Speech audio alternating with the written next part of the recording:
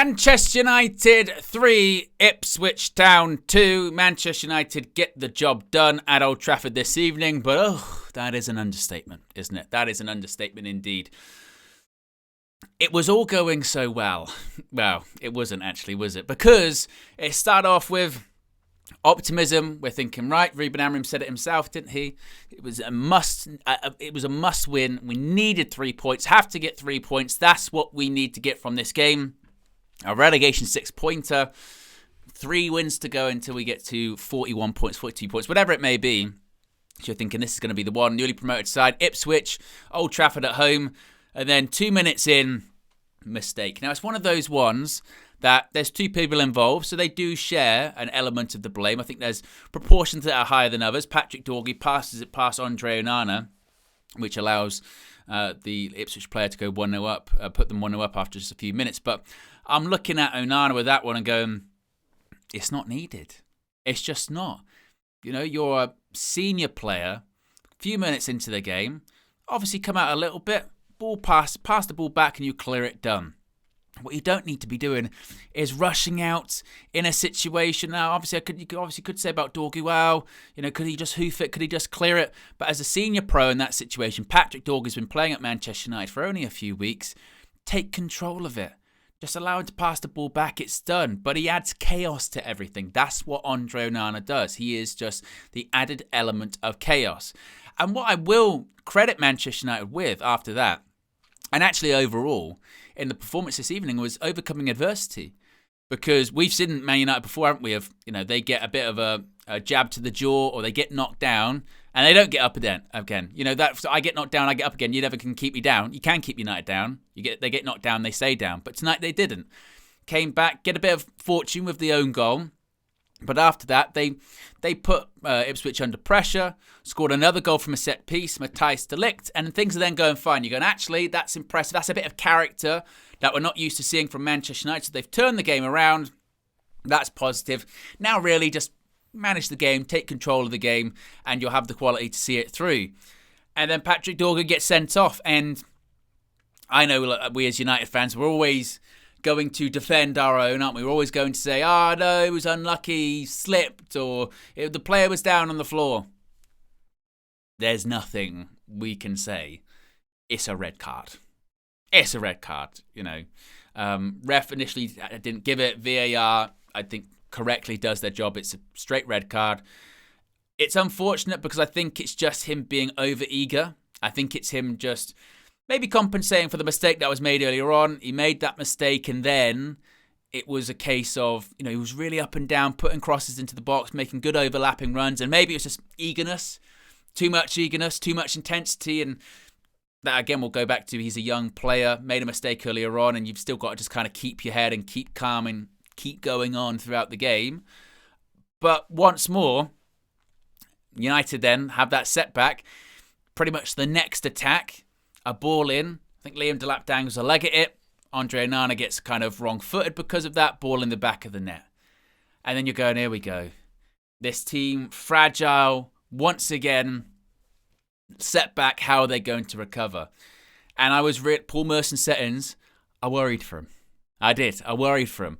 But what I will give credit for is second half, near enough straight away, we get a corner. Harry Maguire, was a set piece, I think. Harry Maguire header. Go to 3-2, and then I think Man United managed the game really, really well. I can't think of many times where Andre Onana was massively threatened in that second half. I think he had one save to make that was relatively comfortable, I think. So, it's a strange one because, one, the result was the most important thing. I don't really give too much of a shit about the performance, but actually, when I do take a step back and look at it, outside of those really costly individual errors, and how many times do we talk about our Manchester United, but outside of those costly individual errors, I think actually Man United managed the game and played pretty well. It was just a case of those individual errors being so costly that they hurt us. But I look at it in terms of individuals. I think actually Joshua Zirkzee, I think was a credit to himself. This is the same guy the end of last year when we played Newcastle at home, he gets hooked after 20 minutes because he's playing so poorly and Manchester United have started so badly. Today, he looked shocked when Ruben Amorim made the substitution and he stayed on instead of Højlund, and Højlund wasn't good again today. And Xerxes' hold-up play was actually much better than Rasmus Højlund in the second half, and his touch when he's in the 10 position, he did well there too. So credit to that. I would say actually credit to the back three or the back five, how you want to look at it. Credit to De Ligt, obviously gets his goal. Credit to Maguire, gets his goal. Credit to Lenny Yoro, who I think did well. Credit to Mazraoui, came on. He had a knock to the knee against in the last game against Everton. Made the matchday squad. Plays probably more minutes than was expected of him with the Dorgu red card, but came in and actually did well. Dalot. I'm trying to be nice, but Diogo Dalot still, the drop-off from him individually is so alarming because the individual mistakes he was making in that game is insane. Man of the match you get is, I think from TNT, was Bruno Fernandez. And look, I think this is the pushback, isn't it, with all the criticism of Bruno. And a lot of the criticism of Bruno Fernandez about sometimes being wasteful, petulant. A lot of time is fair because real criticism, you can't ignore it. But look in the last two games what he has done. Against Everton, sparked the comeback with a free kick. Yeah, he was wasteful prior to that, but sparked the comeback today. Set pieces. And I tell you what, I've been really critical of Bruno Fernandez on set pieces this season with crosses that can't beat the first man or being wasteful or trying something when he shouldn't try it. But today, the 3 goals we got, all from set pieces.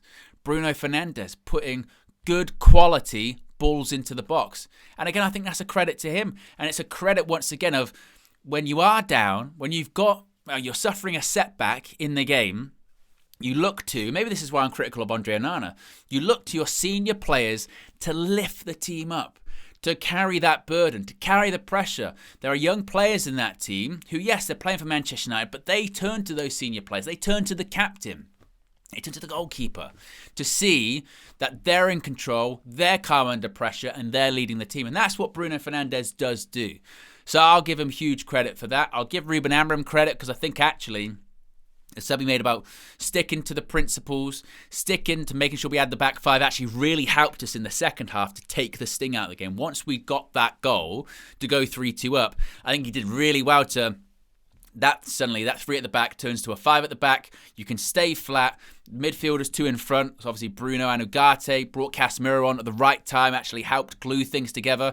And again, managed the game with all of the setbacks and all of the adversity, I think, actually really well. So look, it's not perfect. There are still individual errors. There are still problems, big problems with how Man United play. But the most important thing tonight was that we won. We needed the win. We needed 3 points. We're going to get relegated anyway, but it's just one of those ones where we're going, you can't lose at home to Ipswich. And then suddenly it kind of reframes that Everton result, doesn't it? Where you go, actually, yeah, we were poor, but we got a point there. And now, you haven't lost in your last 2 games. Hopefully you can do well in the FA Cup on Sunday. Big game in the Europa League on Thursday. So you've got to start somewhere to build momentum. And I'm not foolish enough or naive enough to think that we will. But tonight was a must-win, and we got the job done.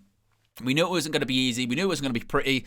Turned out to be a lot more difficult, self-inflicted than maybe we thought it would be. But we got the job done and we overcame adversity. So I'll give United and Ruben Amorim credit for that. So there you go, guys. Be sure to smash a like on the like button. Be sure to subscribe button right-hand corner. My voice is nearly gone after talking for over 4 hours, but it's all worth it for 3 points. We will see you on the morning show tomorrow. I'm out of here. Peace.